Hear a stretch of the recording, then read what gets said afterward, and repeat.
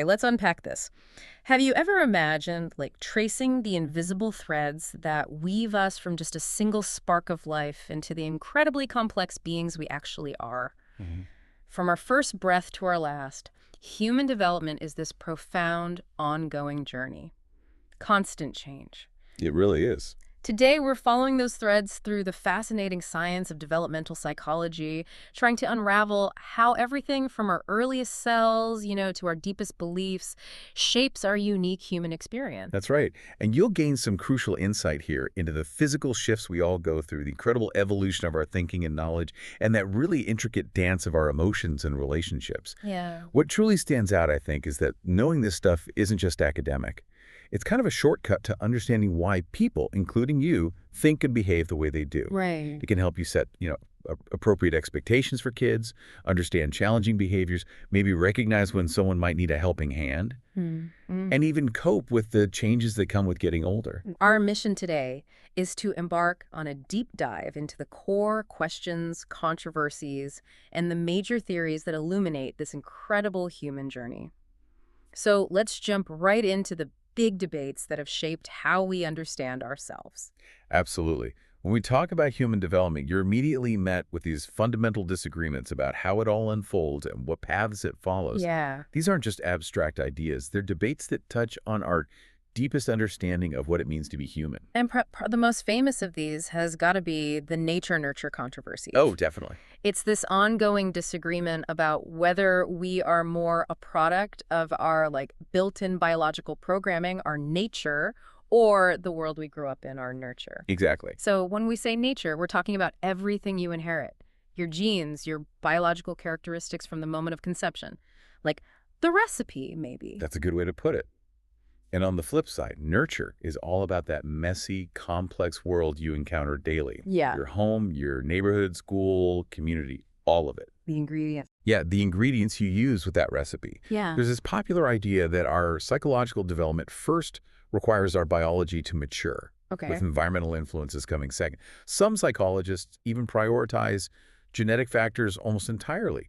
So the question really becomes, is it more about the blueprint or the building materials? Exactly.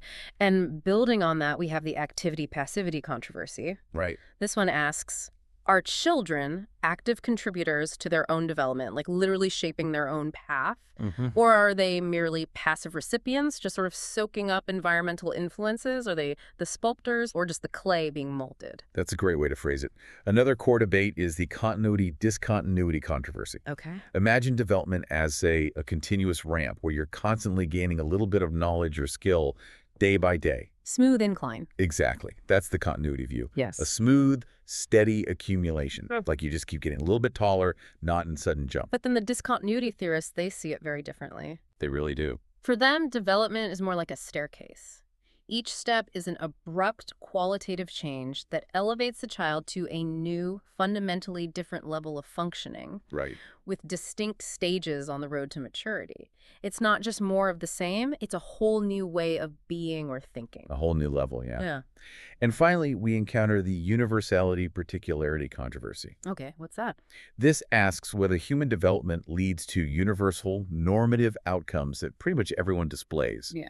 Like babies typically starting their first words around 11 to 14 months. Sure. Or puberty generally hitting in the preteen or teenage years. Are we all in the same general timeline? Or is it particularistic, Yeah. meaning developmental paths vary greatly from person to person and culture to culture? Exactly. You can think about how development in one culture might differ significantly from another, which really challenges the idea of a single universal human journey. Precisely.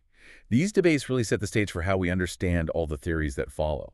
And speaking of theories, with these fundamental debates in mind nature versus nurture, active versus passive, how do different schools of thought actually explain this incredible process? Let's dive into the major theoretical perspectives on human development. Okay. These aren't just abstract ideas. They provide frameworks that help us achieve a much more complete understanding of why we develop the way we do. Indeed. First up, you've got the biological perspective. This approach puts biology front and center emphasizing how our physical systems relate to our behavior and mental processes. Right. It really took root with Charles Darwin's ideas back in the mid-1800s, stressing built-in genetic factors in the evolution of species. Okay. Later thinkers in this line believed development was primarily a result of genetic inheritance with maturation, that sort of built-in unfolding of genetic characteristics occurring with very little environmental push. So mostly pre-programmed. The core idea here is that much of who you are is pre-programmed, part of your human biogenetics. Then there's the behavioral learning perspective, which kind of swings the pendulum hard the other way, towards environmental factors. It really does. It views development as largely determined by our physical and social surroundings. It's almost like genetics provides the recipe, but the environment provides all the actual ingredients and instructions for how you use them. John B. Watson was a key proponent here, famously focusing only on observable behaviors and how the environment shapes them. He truly believed the environment was supreme, Wow. even arguing children could be molded into anything if you control their experiences. He once suggested reducing cuddling to prevent spoiling. That sounds incredibly radical to a modern ear. How did later behaviorists like Skinner refine or challenge that idea?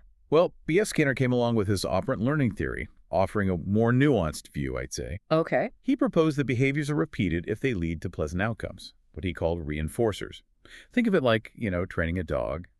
Good behavior gets a treat. Makes sense. And conversely, behaviors are suppressed if they lead to unpleasant outcomes or punishments.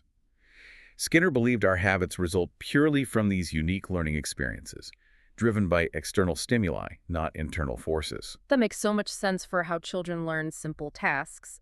But does Bandura's theory also account for more complex stuff like abstract learning or even creativity? Absolutely. No. Albert Bandura introduced his social learning theory, which was a huge leap forward. He suggested that much learning, especially in humans, results from simply observing others' behavior. Just watching. Yeah, through processes like observation, imitation, and even self-reinforcement. Think about how quickly a child picks up a new phrase or even a bad habit just by watching an older sibling. Oh, yeah. It's almost unsettling how powerful that passive observation can be, isn't it? It really is. I'm thinking of his famous Bobo doll experiment, Right. where preschoolers who watched an aggressive adult then behaved aggressively themselves.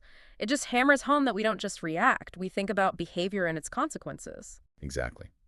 Bandura also introduced vicarious reinforcement, which is learning from others' success or mistakes, like seeing your sibling get punished for misbehavior, and you instantly learn, okay, don't do that. Right, learn from their mistakes. And then there's self-reinforcement, where you control your own thoughts, feelings, and actions by setting standards and rewarding or punishing yourself. He believed most adult behavior is actually regulated by this constant internal process. Moving to a different angle entirely, the cognitive perspective emphasizes your active role in development, focusing on how your mind thinks and reasons. From this viewpoint, you're not just soaking up information, you're actively selecting and processing it to build your own knowledge. Jean Piaget is the giant here.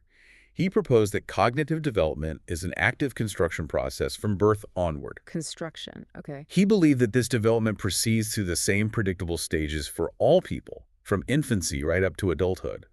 It's not just about accumulating facts, it's about fundamentally changing how we think. Then we have the psychodynamic perspective, which stresses that development results from dynamic inner forces, like underlying sexual or aggressive energy, of which we're normally unaware. Kind of hidden forces. Yeah. This perspective maintains that humans are born with innate, powerful drives that profoundly shape later development, often unconsciously. Freud's psychoanalytic theory provides the historical basis for many of these ideas, with the common thread being a constant, often hidden conflict between our internal urges and society's constraints on our behavior. Like secret battles within that define us. Something like that, yeah. Shifting gears, the humanistic existential perspective emphasizes your active role in your own social and personality development. Okay. An underlying belief here is that your conscious choices directly affect how you develop, and development ultimately results from your own striving to fulfill your potential for growth. Abraham Maslow, for instance, underscored this universal tendency for growth, seen in people's creativity and innovativeness, or even just a child's pure joy in learning new skills. Right. Carl Rogers likewise assumed people possess a tendency to grow positively when circumstances are supportive. He emphasized that people are the best judges of their lives and truly have the capacity for self-improvement. So this perspective really zeroes in on the idea that each of us can make choices and change them throughout our development. Exactly. Choice and potential. Finally, we arrive at Bronfenbrenner's ecological systems theory. This perspective profoundly focuses on the impact of the environment on growth and development, viewing you not in isolation, but as part of a complex, interconnected system of relationships. Bronfenbrenner identified 5 interacting environmental systems, each profoundly impacting development. First, the microsystem. This is your immediate environment. Like family. Yeah, the places and people you directly interact with, family, friends, your neighborhood. Crucially, you're an active participant in creating these experiences. Okay. Next, the mesosystem. What's that? That refers to the relations and interactions between those immediate environments. The connections. Right. For example, how your family experiences might influence your school experiences, or how parent-teacher interactions can shape a child's progress. It's about how these different immediate worlds connect for you. Got it. Then we have the exosystem. This is a system where you have no active role, but experiences within it directly impact your microsystems. Think about a parent's work promotion requiring more travel, which might increase family conflict. Right, even if you're not involved in the work situation. Exactly. Or a parent being laid off, impacting family finances and stress levels. You're not directly involved, but you definitely feel the ripple effects. Okay. And the macrosystem. That describes the broad culture and society in which you live, including belief systems, ideology, political or religious norms, socioeconomic status, ethnicity. The big picture. The big picture. And this system isn't static. It evolves over time, and its values deeply shape how individuals in that culture develop. And finally, the chronosystem. This is about how major life events, whether personal, like a divorce, or societal, like a recession, profoundly shape your development over time. So, history matters. Absolutely. Think about how growing up during a global pandemic might uniquely impact a generation compared to those who came before. It truly emphasizes how environmental factors at every level weave together to shape who we become. All right, let's get down to basics, or rather, the very beginning. We're talking about prenatal development, the incredible, nearly 9-month journey that occurs from conception until birth. Yeah, the start of it all. This is where a single-celled zygote transforms into an embryo, then a fetus, all within the mother's uterus. This continuous development is generally divided into 3 major phases or trimesters. The first is the period of the zygote, also known as the germinal period, lasting from conception to about 2 weeks. 2 weeks, okay. It begins at fertilization, and for about 8 to 14 days, this tiny new life is busy multiplying cells and traveling to implant itself in the uterine wall. It's all about simple cell multiplication at this point, right? That single cell divides rapidly, doubling in number every 24 hours or so. It then becomes a blastocyst, a hollow ball of cells.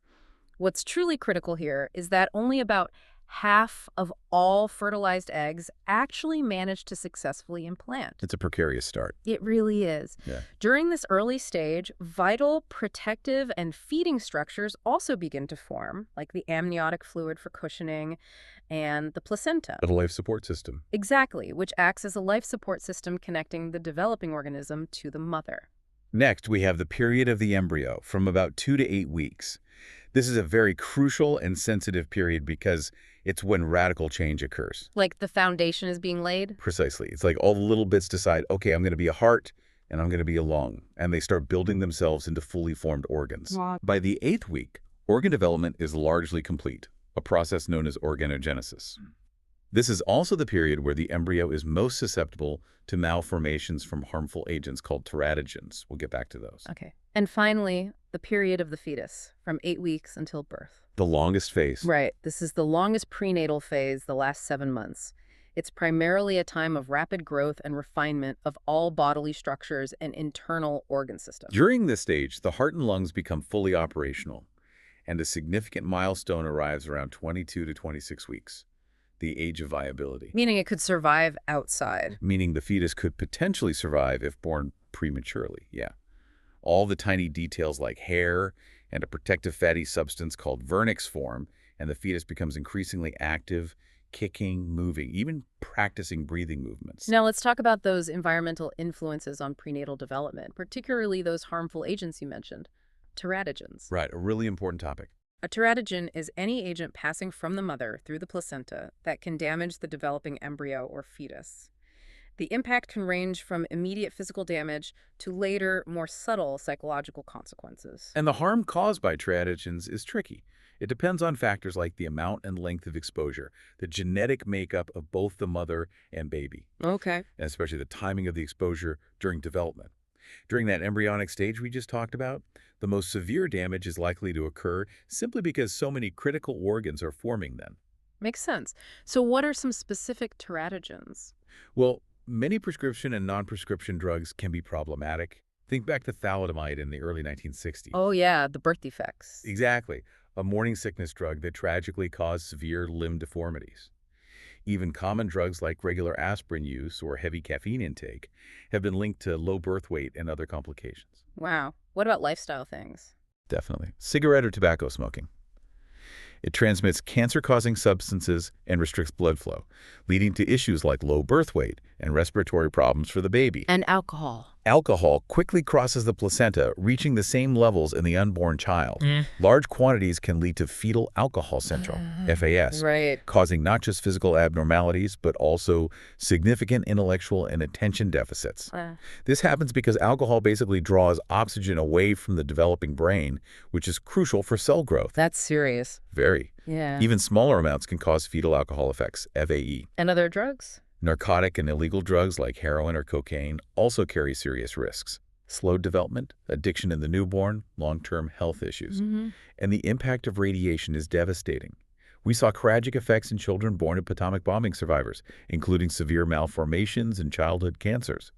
Even common chemicals and pollutants in our daily environment can potentially have teratogenic effects. It sounds like so much can go wrong. It highlights the importance of protecting that environment. But beyond external agents, maternal characteristics profoundly affect prenatal development too. Like the mother's health. Exactly. The mother's age plays a role. Very young mothers, especially under 15, face higher risks, often due to associated factors like low socioeconomic status or poor prenatal care. Okay. Older women also face greater risks of complications. The good news is excellent prenatal care and medical supervision can significantly mitigate these risks for mothers of all ages. And diet must be important. Absolutely. A mother's diet or nutrition is crucial. Adequate protein, calcium, iron are vital for the baby's growth. Severe malnutrition, particularly in the last 3 months, dramatically increases risks of birth defects and infant mortality. What about illnesses? Maternal diseases are also a concern, as many can cross the placental barrier and harm the fetus more than the mother due to the baby's immature immune system. All right. Conditions like HIV, syphilis, German measles, or diabetes can lead to serious developmental issues for the baby. Finally, the psychological or emotional state of the mother. Does that really have an impact? It clearly does. Severe stress, for example, can put babies at risk for prematurity, low birth weight, and respiratory illness. How does that work? Well, stress weakens the mother's immune system, and it can even lead to her engaging in other harmful behaviors like smoking or drinking. What's truly striking is how interconnected all these factors are in shaping a life even before it begins. Once that incredible journey of prenatal development is complete, we arrive at childbirth, or labor. The big event. Right. This is the process of giving birth, a powerful and often painful experience marked by contractions. It generally unfolds in 3 distinct stages. Stage 1, effacement and dilation of the cervix. This is the longest stage. The hard part. Often the most strenuous, yeah. The cervix thins out and opens up, preparing a clear channel for the baby. It can take many hours. Then comes stage 2, delivery of the baby. The stage is much shorter, usually less than an hour for first-time mothers.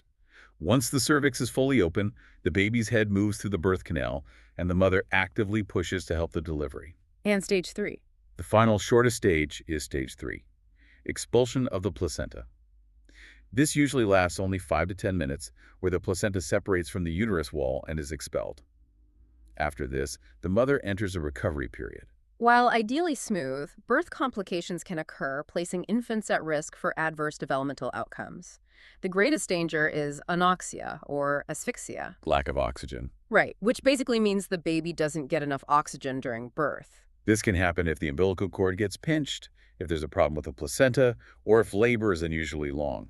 If the baby's brain is deprived of oxygen for more than a few minutes, there's a high risk of death or serious brain damage. Scary. What about breech birth? That's another complication, where the baby is positioned feet or buttocks first instead of head first. It can prolong labor and increase the risk of oxygen deprivation. Indeed. These situations often lead to a cesarean birth, or C-section, a surgical procedure where the baby is removed via an incision in the mother's abdomen and uterus. Right. C-sections can be emergency procedures for unforeseen life-threatening complications or elective ones planned in advance due to factors like a contracted pelvis or weak contractions. But they carry risks, too. While C-sections can be life-saving, they do carry risks, including those associated with anesthesia, bleeding, infection, and a longer healing time for the mother compared to vaginal delivery. It raises an interesting question. How do we balance medical intervention with the body's natural processes? Yeah, good question. After birth, assessing a newborn's physical and health condition is immediate and crucial. The most well-known method is the APGAR test. A quick check. Exactly. A quick assessment performed just minutes after birth. It evaluates the newborn's color, heart rate, reflexes, muscle tone, and respiration.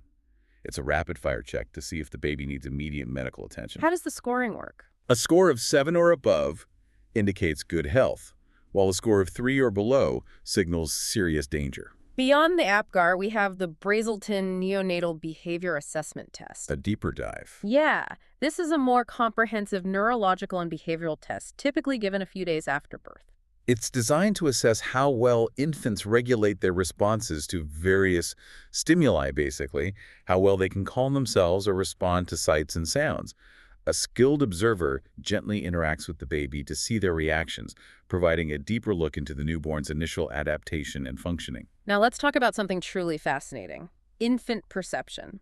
This refers to how a baby's brain immediately organizes and interprets the sensations coming in. What the world looks like to them. Exactly. From birth, infants begin to develop perceptual skills corresponding to all 5 senses, and they are far more sophisticated than we might assume. The most popular method for measuring infant sensory and perceptual capabilities is the habituation method. How does that work? It's quite clever. It exploits infants' tendency to get used to repetitive stimuli and gradually pay less attention to them. They get bored. Basically, yeah. Yeah. So if a baby stops reacting to a sound but then reacts to a new sound, you know they can tell the difference. This is incredibly useful for assessing their abilities across sight, sounds, odors, tastes, and touch. When it comes to visual perception, it's actually the least mature sense at birth, but it develops rapidly. It catches up quick. Yeah. Newborns are sensitive to brightness and can detect movement, tracking slowly moving targets. What's truly surprising is that even 2-day-old newborns can discriminate human faces from abstract patterns. Faces are special. Yeah, staring longer at faces for their contours, complexity, and curvature. By just 4 to 5 months, they not only recognize object color constancy, but can also categorize the color spectrum red, green, blue, yellow, just like adults. Incredible. They also develop object constancy, which means they understand an object remains the same in size or shape, even if its image changes as they move around. Right, the toy is still the same toy, even if it looks smaller far away. Exactly. And depth perception, a sense of how far away objects are, is acquired around 2 to 3 months. The classic visual cliff experiment by Gibson and Walk in 1960 really hammered this home. Tell us about that. Infants too young to crawl found the deep side of a checkerboard pattern under glass. Interesting. But only crawling infants showed fear or wariness of the deep side. Clearly perceiving that drop. It's an aha moment showing they understand depth. Moving on to auditory perception or hearing, infants can hear at birth, though not as well as adults. They're startled by loud noises and will turn towards softer sounds.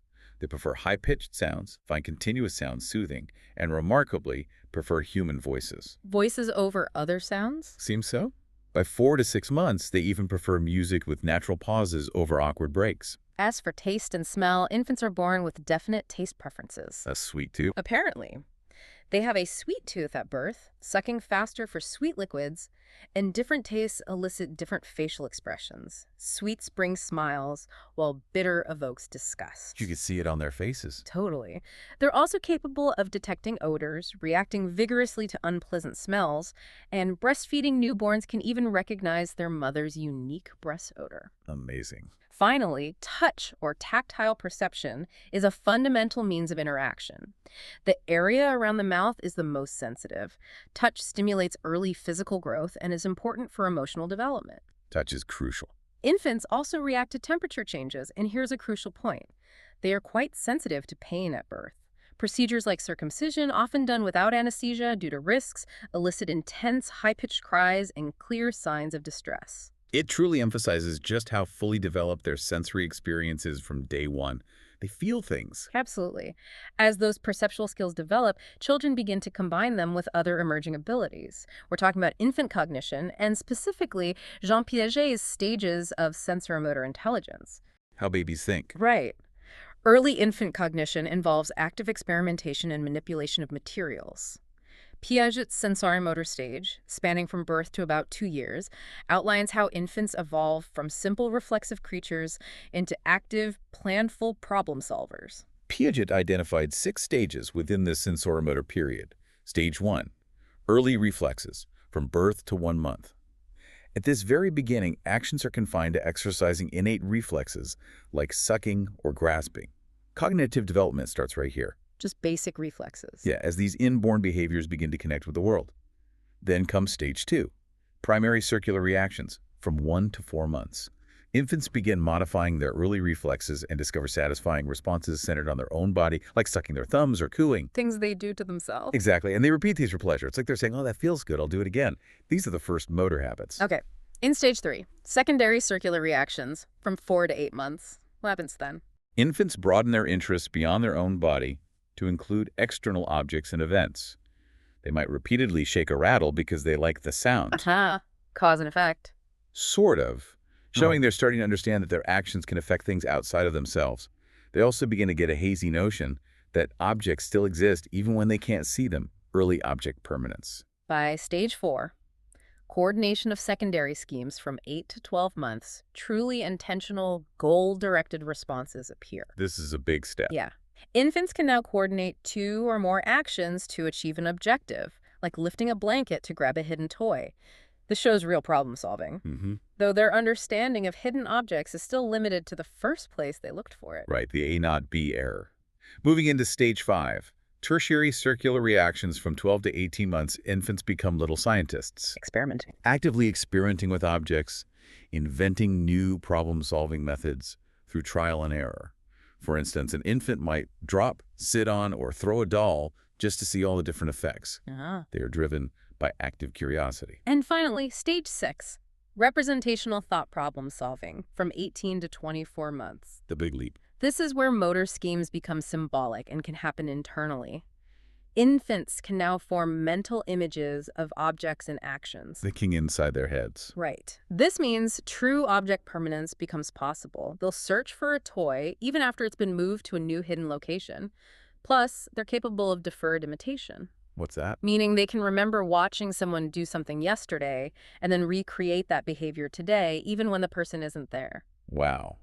That truly is an incredible leap in mental capacity. It sounds almost like the very beginning of abstract thought. From the physical and cognitive, we now leap into the world of communication, language acquisition, and development. How we learn to talk. Language is this complex system of rules that enables us to communicate ideas, feelings, wants, needs. What's truly fascinating here is that children acquire most of their complex language without any formal teaching. It just sort of happens. Early communication begins simply with crying, signaling stress or hunger. Then comes cooing and babbling. The cute sounds. Yeah, repeating sounds like or ma, around 6 months. This babbling is biologically inborn. Even deaf infants babble. Really? Yes. By 8 months, babies start to tune into the rhythm and intonation of their native language.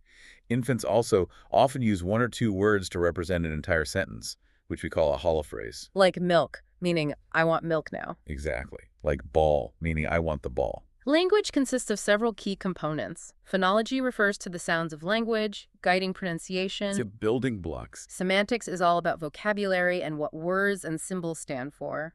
Then there's grammar, which includes the rules for arranging words into sentences. How to put them together. Right, like how we put verbs and nouns together.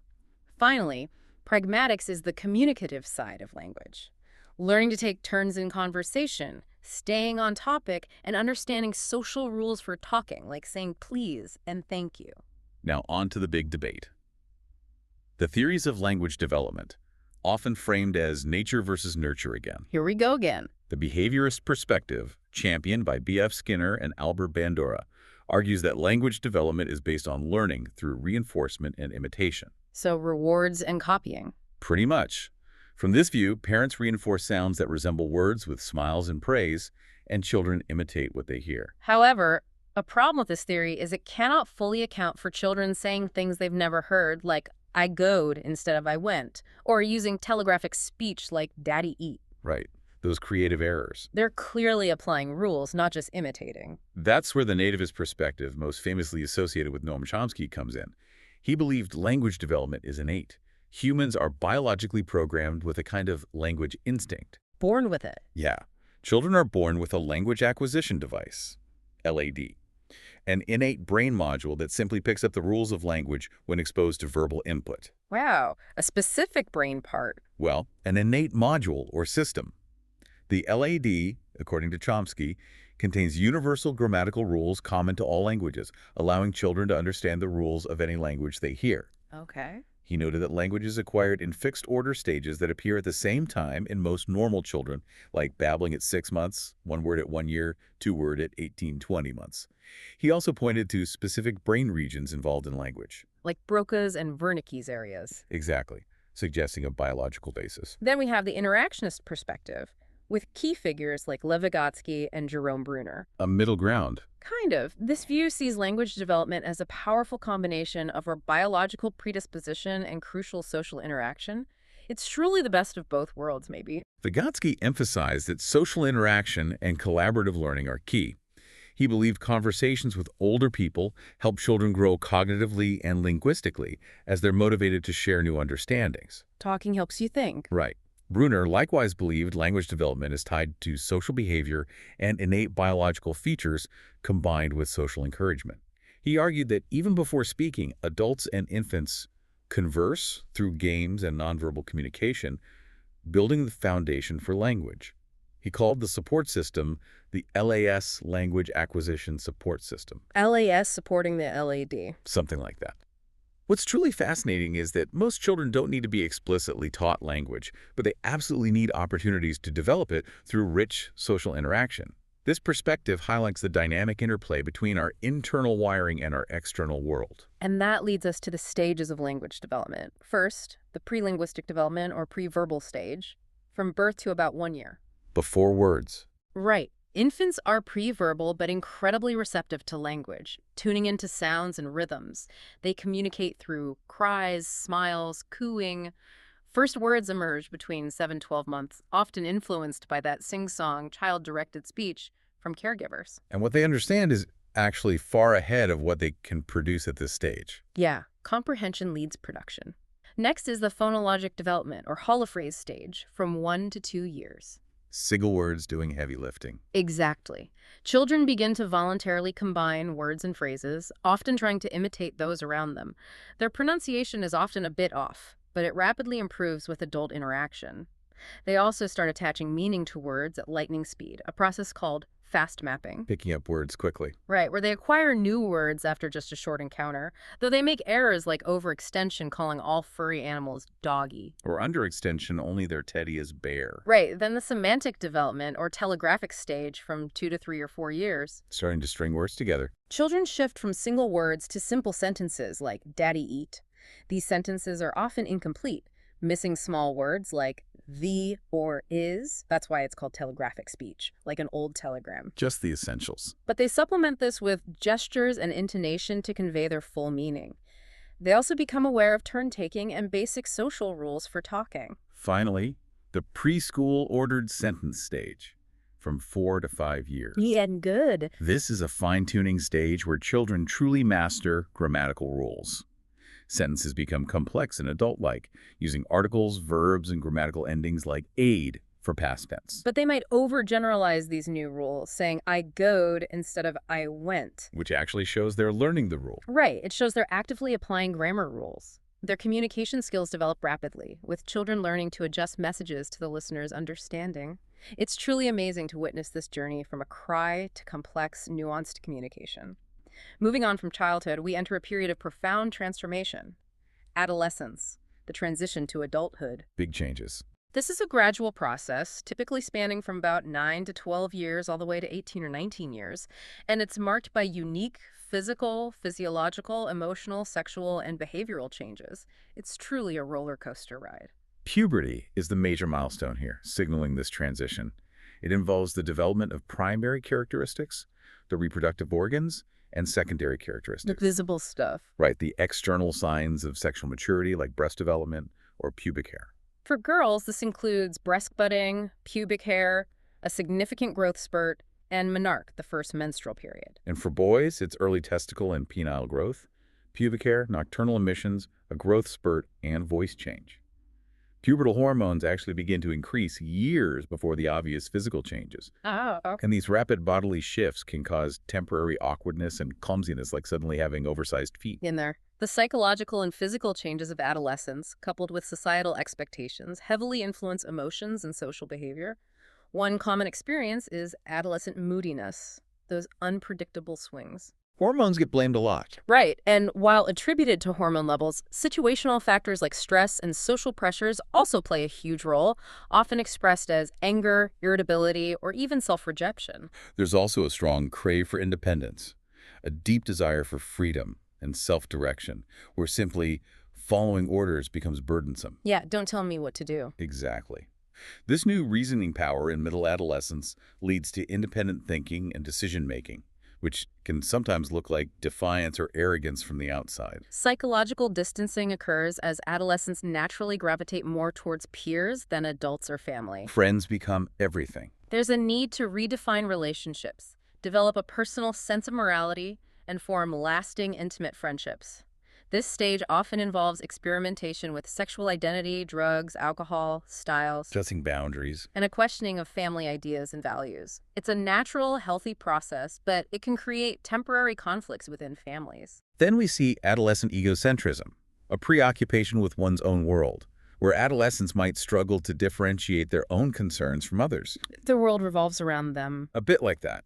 This is often the onset of the identity search and can be expressed as selfishness or jealousy. A related concept is the imaginary audience. Everyone's watching me. Exactly, where adolescents feel like they are constantly on stage, overestimating how much they are observed and judged by others.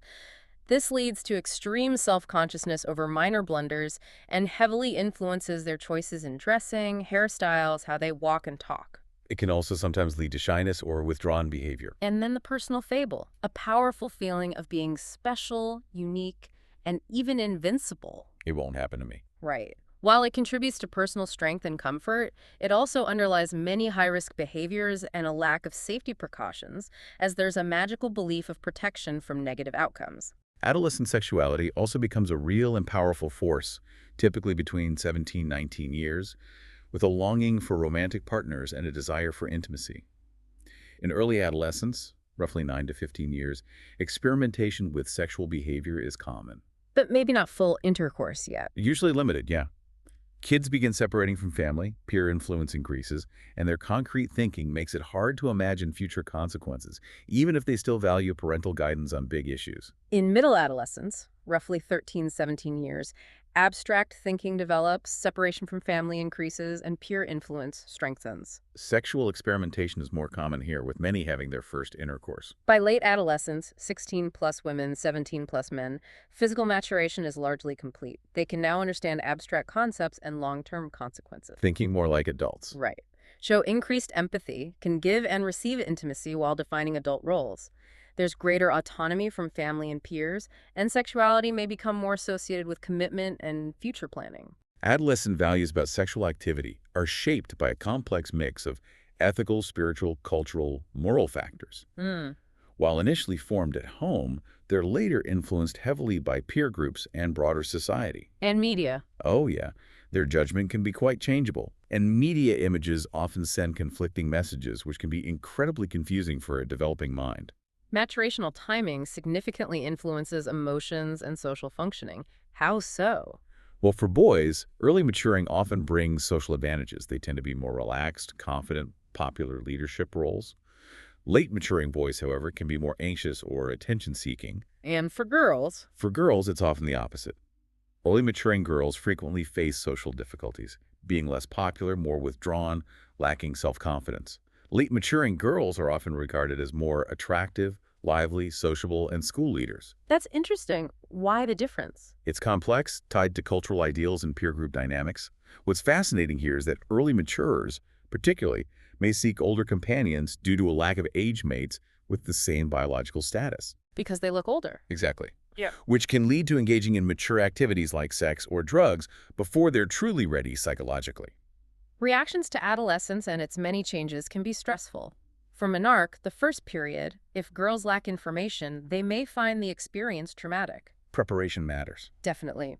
Informed girls often report surprise and mixed emotions, but adjust better when prepared by parents. Boys are often secretive about sperma, first ejaculation, reacting with mixed feelings and receiving less social support than girls. Some societies even provide cultural recognition for puberty with rites of passage, like the Jizu community in Uganda with their Imbalu initiation ceremony, which can profoundly and positively influence reactions. But extreme reactions to body changes can unfortunately lead to eating disorders. A serious concern. Anorexia nervosa involves self-imposed starving, strenuous exercise, extreme thinness driven by a distorted body image. Bulimia involves fear of fat, but less self-control, leading to binge eating followed by deliberate vomiting or purging. Both are serious mental health issues that represent a profound struggle with body image and control. It's a tough time. What truly stands out across this period is how individual biological timings and cultural responses intertwine to shape this powerful adolescent experience. Absolutely. As individuals move into young adulthood and beyond, their understanding of what is right and wrong continues to evolve. This brings us to moral development. That's right. What's wrong? Exactly. It refers to the principles distinguishing right from wrong. It's the system of values we use to make complicated choices and how we learn to tell the difference. Jean Piaget's theory outlines 2 stages of moral reasoning that develop through childhood, driven by their changing cognitive abilities. First, heteronomous morality, typically seen in children aged 5 to 9. Rules are rules. Pretty much. Pretty much. Here, children believe rules are constant, fixed, handed down by authority figures, and breaking them results in automatic punishment. They follow rules simply to avoid getting in trouble. Then, around age 10 and upwards, children move into autonomous morality. More flexible thinking. Yeah. In this stage, they view rules as flexible, socially agreed-on principles that can be revised to suit everyone. Moral judgments are based on the intention behind the act, not just its consequences. Intent matters. They understand that rules are man-made and punishment isn't always inevitable, emphasizing cooperation and seeing rules as guidelines to improve everyone's lives. Building on Piaget, Lawrence Kohlberg's theory views moral development as a lifelong process, with 3 levels and 6 stages, heavily dependent on social interaction. Okay, let's break that down. Level 1 is pre-conventional morality. All about consequences. Right, moral understanding based on simple rewards and punishments. It's externally controlled. So in stage 1, you avoid doing something wrong just to avoid punishment. If you get punished, you must have done something wrong. Then in stage 2, you start to think, what's in it for me? You realize people have different perspectives, and right action satisfies your own needs. You figure others act out of self-interest too. Level 2 is conventional morality. Fit again. Moral understanding based on conforming to social rules to ensure positive relationships and societal order. Here, conformity is most important. In stage 3, you want to be good to gain approval from friends and family. Being nice is key. Motivated by maintaining affection. Then, in stage 4, you consider societal laws more broadly. Moral choices no longer depend just on close ties. You obey rules to uphold the law and avoid social disorder. Maintain the system. Seeing it as your duty to maintain the fabric of society. Finally, level 3 is post-conventional morality. Thinking for yourself. More abstract principles. Individuals define morality in terms of abstract principles and values that apply to all situations and societies. Moral reasoning here is based on individual rights and justice. So in stage 5, individuals regard laws as flexible tools for human purposes, following them when consistent with individual rights and majority interest because of a social contract. There's an emphasis on fair procedures for changing laws if needed. And the highest stage, stage 6, universal ethical principle orientation. Not everyone gets here.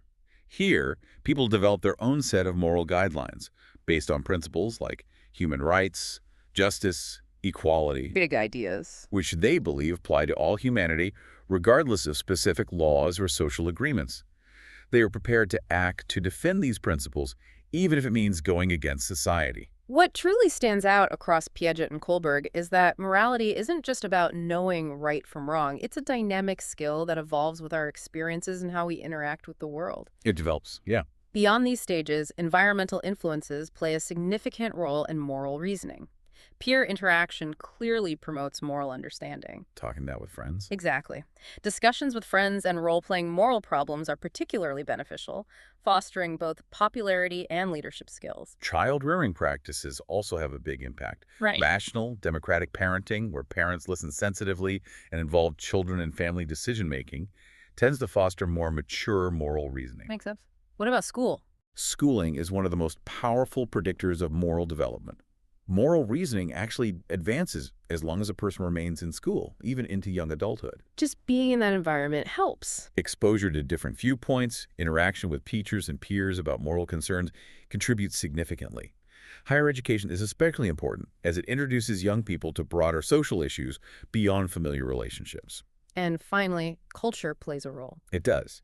Individuals in technologically advanced urban cultures tend to advance more rapidly to higher moral levels than those in non-industrialized village societies. Interesting. Suggesting that societal complexity and exposure to diverse viewpoints can accelerate moral reasoning.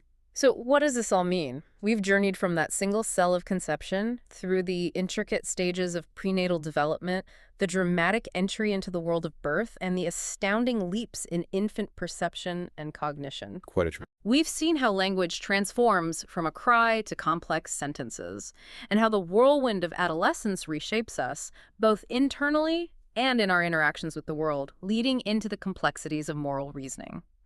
This deep dive shows just how incredibly multifaceted human development is, It really does. with an ongoing interplay of genetics, environment, and our own choices, weaving us into the unique individuals we become. And here's where it gets really interesting.